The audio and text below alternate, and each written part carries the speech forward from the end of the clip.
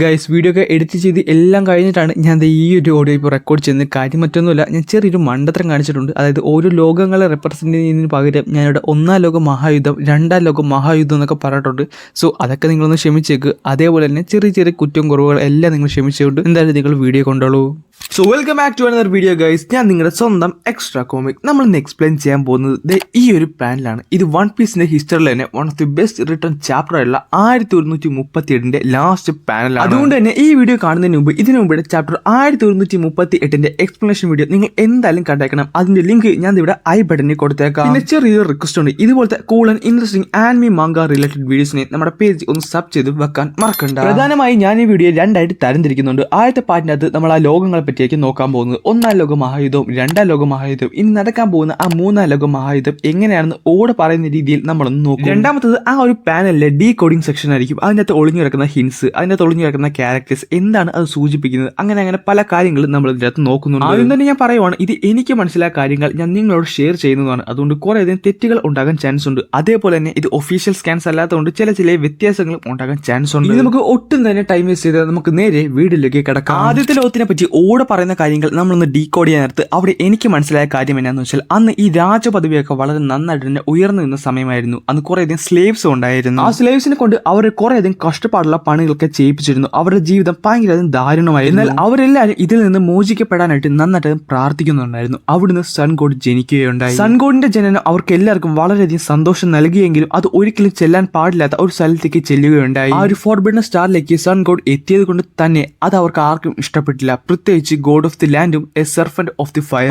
പതുക്കെ ആ ഒരു ലോകം ഇരുട്ടിൽ മറിഞ്ഞു. മരണം ആ ലോകത്തിനെ ഭരിച്ചു. ഈ ഒരു സൺഗോഡിനെ ആയിരിക്കണം ഗോഡ് ഓഫ് ഡിസ്ട്രക്ഷൻ എന്ന് അറിയപ്പെട്ടത്. കാരണം സ്ലേവ്സിന്റെ പ്രാർത്ഥനയിൽ നിന്ന് ഉണ്ടായ ഒരു സൺഗോഡ് ആണെങ്കിൽ കൂടിയും അവിടെ വന്നു കഴിഞ്ഞ്, അതായത് ആ സൺഗോഡ് വന്നു കഴിഞ്ഞ് ഉണ്ടായത് മുഴുവൻ ഡിസ്ട്രക്ഷൻ ആണ്. ഇനി രണ്ടാം ലോക മഹായുദ്ധത്തിനെ പറ്റി നമുക്കൊന്ന് നോക്കാം. ഇത് എന്നെ സംബന്ധിച്ച് കുറച്ചധികം കോംപ്ലിക്കേറ്റഡ് ആയിട്ട് തോന്നിയത് ഈ ഒരു സ്റ്റാൻസയാണ്. അന്ന് ഫോറസ്റ്റ് ഓഫ് ദി ഗോഡ് ഈ ലോകത്തിന്റെ മുമ്പിലേക്ക് കുറേയധികം ഡീമൺസിനെ തുറന്നു വിട്ടു. എങ്കിലും സൂര്യൻ ഈ ലോകത്തിന് നന്നായിട്ട് തന്നെ വഴി കാട്ടിയിട്ടുണ്ട്. എല്ലാവരും അതിനുവേണ്ടി പ്രാർത്ഥിച്ചെങ്കിലും ഹ്യൂമാനിറ്റി തന്നെ അവസാനം ആ ഒരു സൂര്യനെ തന്റെ കൈകളിലാക്കി. എന്നിട്ട് അവർ തന്നെ ദൈവങ്ങളായിട്ട് പ്രഖ്യാപിക്കുകയുണ്ടായി. എന്നാൽ അത് സീ ഗോഡിന് ഇഷ്ടപ്പെട്ടില്ല. വീണ്ടും ഈ ലോകം നശിക്കുകയുണ്ടായി. അങ്ങനെയാണ് രണ്ടാം ലോക മഹായുദ്ധം ഉണ്ടാകുന്നതും അത് നശിക്കുന്നതും. ഇനി മൂന്നാം ലോക മഹായുദ്ധം ഇത് റെപ്രസെന്റ് ചെയ്യുന്നത് നമ്മുടെ പ്രസന്റ് ടൈമിനെയാണ്. അവിടെ ഇപ്പോഴും കെയോസ് നിലനിൽപ്പുണ്ട്. ഈ ഒരു ലോകം ഇപ്പോഴും ഇരുട്ടിന്റെ മറവിലാണ്. അത് നമുക്കറിയാം. ഇമൂന്റെ ഒക്കെ പ്രസൻസ് ഇന്നും ഈ ലോകം അറിയാതെ കിടക്കുവാണ്. എന്നാൽ അന്ന് കൊടുത്ത ആ വാക്കിന്റെ മെമ്മറി ഇന്നും ഈ ലോകത്തിൽ തന്നെയുണ്ട്. അത് ഇന്നും നിലനിൽപ്പുണ്ട്. എത്രയൊക്കെ ഷാഡോസ് വന്നാലും എന്തൊക്കെ സംഭവിച്ചാലും സൺ ഗോഡ് വീണ്ടും ഉയർത്തെഴുന്നേറ്റിരിക്കും. അവൻ ചിരിക്കും, അവൻ ഡാൻസ് കളിക്കും. എന്നിട്ട് അവസാനം ഈ ലോകത്തിന്റെ ആക്ടിലേക്ക് അവൻ തന്നെ ഈ ലോകത്തിനെ നയിക്കും. സൂര്യൻ വീണ്ടും പുനർജനിക്കും. പുതിയൊരു പ്രഭാതത്തിലേക്ക് ഈ ലോകം നയിക്കും. ഉറപ്പായിട്ടും ഇത്തവണ അവർ രണ്ടുപേരും കണ്ടുമുട്ടും. ഈ മൂന്നാമത്തെ ഒരു കാര്യം വൺ പീസിന്റെ ഒരു ഫോർ ഷാഡോയിങ് തന്നെ ആകാനായിരിക്കും ചാൻസ് കൂടുതൽ. ഇത് കുറച്ചുകൂടെ ഡീകോഡ് ചെയ്തെടുത്താൽ നമുക്ക് അതിനെ പറ്റിയൊക്കെ മനസ്സിലാകും. പക്ഷെ എനിക്ക് മനസ്സിലായ കാര്യങ്ങൾ ഇത്രയൊക്കെയാണ്. ഇനി നമുക്ക് ആ പാനലിനെ പറ്റി നോക്കാം. ഇതിന്റെ അകത്ത് എന്തൊക്കെ ഒളിഞ്ഞു കിടപ്പുണ്ട്, ഇതിന്റെ അകത്ത് എന്തൊക്കെ നമുക്ക് മനസ്സിലാക്കാൻ സാധിക്കും. ആ കവിതയിൽ നിന്ന് മനസ്സിലാകാത്ത പല കാര്യങ്ങളും നമുക്ക് ഇതിൽ നിന്ന് ഊഹിച്ചെടുക്കാവുന്നതേ ഉള്ളൂ. ആദ്യം ഒന്നാം ലോക മഹായുദ്ധത്തിന്റെ ആ ഒരു ഫോട്ടോയിൽ നിന്ന് നമുക്ക് തുടങ്ങാം. ഇവിടെ കുറേയധികം കാര്യങ്ങൾ കാണിക്കുന്നുണ്ട്. ആദ്യത്തെ ലോകം ഒരു അഡ്വാൻസ് ആയിട്ടുള്ള കാലഘട്ടമായിരുന്നു. അവിടെ ബിൽഡിങ്സും കുറേയധികം യന്ത്രങ്ങളൊക്കെ നമുക്ക് കാണാൻ സാധിക്കുന്നുണ്ട്. അത് മാത്രമല്ല കുറേ സ്ലേവ്സിനെ അവിടെ കാണാം. ഇവിടെ വളരെ കഷ്ടപ്പെട്ട് തന്നെ അവർ എന്തൊക്കെ മൈൻഡ് ചെയ്യുന്നത് പോലെ നമുക്ക് കാണാൻ സാധിക്കുന്നുണ്ട്. ഈ ഒരു ഡിസൈനിൽ നിന്നായിരിക്കണം സൺ ഗോഡ് എന്ന് പറയുന്ന ഒരു ടി ജനനം കൊണ്ടത്. പിന്നെ ആദ്യത്തെ ലോകം നശിക്കാൻ ഉണ്ടായ ആ ഒരു സർഫന്റ് ഓഫ് ഹെല്ലിനെ നമുക്ക് ഇവിടെ കാണാം. പിന്നെ ഒരു ഡ്രാഗനെ ഇവിടെ കാണിക്കുന്നുണ്ട്. അത് എന്താണ് ഉദ്ദേശിക്കുന്നത് എനിക്ക് കറക്റ്റ് ആയിട്ട് അറിഞ്ഞൂടാ. പിന്നെ ഒരു ആനിനെ പോലെ ഒരു ഫിഗർ ഇവിടെ കാണാൻ സാധിക്കുന്നുണ്ട്. അത് ചിലപ്പോൾ നമ്മുടെ സുനീഷ് ആകാനായിരിക്കും ചാൻസ് ഉള്ളത്. അതിൽ തന്നെ കുറേയധികം മനുഷ്യരും കുറേയധികം മൃഗങ്ങളും ഉണ്ട്. അത് മാത്രമല്ലാതെ സ്കൈപ്പിലെ ആൾക്കാരും ഉണ്ട്. അത് മാത്രമല്ലാതെ അവിടെ നമുക്ക് നോവയും കാണാൻ സാധിക്കും. പിന്നെ ഇതിന്റെ എല്ലാത്തിന്റെ മുകളിൽ നിൽക്കുന്നത് നമ്മുടെ ഇമൂനെ പോലെ ഒരു ക്യാരക്ടറാണ്. ഇത് ഇമൂന്റെ ആൻസസ്റ്റർ ആകാനായിരിക്കും ചാൻസ് കൂടുതൽ. അതിന്റെ മുകളിലായിട്ട് നമുക്കൊരു ഷിപ്പ് കാണാൻ സാധിക്കും. അത് യുറാനസ് ആണോ ഇനി അത് എനലിന്റെ ഷിപ്പ് ആണോ എന്ന് നമുക്ക് അറിഞ്ഞൂടാ. കാരണം അത് ലൈറ്റ്നിങ് പോലെ എന്തോ ഒന്ന് താഴത്തേക്ക് അടിക്കുന്നുണ്ട്. പിന്നെ ഈ പിക്ചറിന്റെ നടുക്കായിട്ട് ഒരു ട്രീ കാണാൻ സാധിക്കും. ഇത് ആഡംസ് ട്രീ ആണോ അതോ ഡെവിൾ ഫ്രൂട്ടിന്റെ ട്രീ ആണോ എന്ന് അറിയില്ല. കാരണം മനുഷ്യരുടെ ഡിസയറിൽ നിന്നാണ് ഡെവിൾ ഫ്രൂട്ട്സ് ഉണ്ടായെന്ന് നമുക്കറിയാം.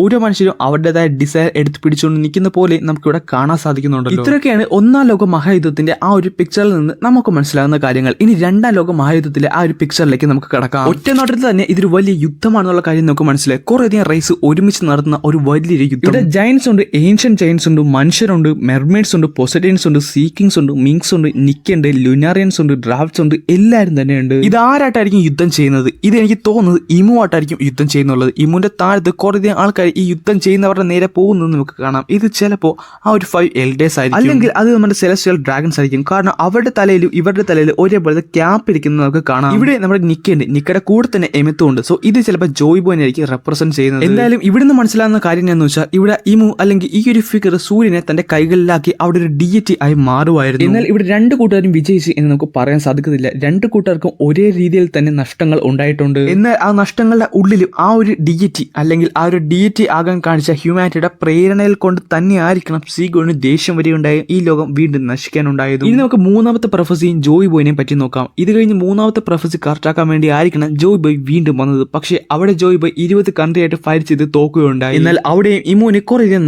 നഷ്ടങ്ങൾ ഉണ്ടായി. അതുകൊണ്ട് തന്നെ മറ്റൊരു സൺഗോഡ് ജനിക്കാതിരിക്കാൻ അവർ മാക്സിമം ട്രൈ ചെയ്തു. അതുകൊണ്ടാണ് ഈ ലോകത്തിൽ നിന്ന് അവരുടെ പ്രസൻസ് അവർ മാറ്റിവെച്ചത്. കാരണം ഹിറ്റോനോമി മോഡൽ നിക്ക അവരുടെ കൈവശം എത്തുന്നത് വരെയല്ലാതെ അവർ പോലും വിചാരിക്കാത്ത ഒരു സെലസ്റ്റിയൽ ഡ്രാഗൺ ആയിട്ടുള്ള ഷാങ്സ് തന്നെ അത് അവരുടെ കയ്യിൽ നിന്ന് തന്നെ തട്ടിയെടുത്തു. അവിടെ നിന്ന് അത് ലൂഫിക്ക് കിട്ടുകയുണ്ടായി. ലൂഫി ആട്ടെ ആരും തന്നെ പ്രതീക്ഷിക്കാതെ അത് അവേക്കൻ ചെയ്യുകയുണ്ടായി. പുതിയ ഒരു സൺഗോഡ് എമർജ്. മൂന്നാമത്തെ പ്രൊഫസി പറഞ്ഞതുപോലെ തന്നെ ലൂഫി വീണ്ടും ഉയർത്തെഴുന്നേറ്റു. മറ്റൊരു സൺഗോഡ് വീണ്ടും ഉയർത്തെഴുന്നേറ്റു. ഈ ലോകത്തിന്റെ അവസാനത്തെ ആക്ടിലേക്ക് ലൂഫി ഇന്ന് ഈ ലോകത്തിനെ നയിക്കുവാണ്. ലൂഫിയുടെ ചിരി ഈ ലോകത്തിലെ പല ആൾക്കാരുടെയും കണ്ണുകൾ നിറച്ചു. ഞാൻ പറയുന്നത് ലൂഫി തന്നെ ആണ് ആ തേർഡ് പ്രൊഫസർ. ഇത്രയൊക്കെ കാര്യങ്ങളാണ് ഈ ഒരു ഒറ്റ പാനലിൽ നിന്ന് എനിക്ക് മനസ്സിലായ കാര്യങ്ങൾ. ഇതിൽ കൂടുതൽ ഇതിന്റെ അകത്തൊക്കെ ഉണ്ടെന്ന് എനിക്കറിയാം. കുറേയധികം കാര്യങ്ങൾ എനിക്ക് മിസ്സായിട്ടുണ്ടെന്നും എനിക്കറിയാം. സോ ഇത്രയൊക്കെയാണ് എനിക്ക് മനസ്സിലായതും അതാണ് ഞാൻ നിങ്ങളോട് പങ്കുവെക്കാൻ ആഗ്രഹിച്ചത്. സോ വീഡിയോ ഇഷ്ടപ്പെട്ടാൽ ലൈക്ക് ചെയ്യാൻ മറക്കണ്ട, സബ്സ്ക്രൈബ് മറക്കണ്ട, നിങ്ങളുടെ ഫ്രണ്ട്സിന് ഈ വീഡിയോ ഒന്ന് ഷെയർ ചെയ്ത് കൊടുക്കാനും മറക്കണ്ട. പിന്നെ എല്ലാ ആഴ്ചയിലും വൺ പീസിന്റെ ലീക്സ് ഇറങ്ങാൻ നേരത്ത് അതിനെപ്പറ്റി നമ്മളൊരു ചെറിയ വീഡിയോ ചെയ്യുന്നുണ്ട്. അത് മാത്രമല്ലാതെ എല്ലാ ആഴ്ചയും വൺ പീസിന്റെ ചാപ്റ്റേഴ്സും നമ്മൾ എക്സ്പ്ലെയിൻ ചെയ്യുന്നുണ്ട്. അത് നിങ്ങൾ എന്തായാലും ഒന്ന് ചെക്കൗട്ട് ചെയ്തേക്ക്.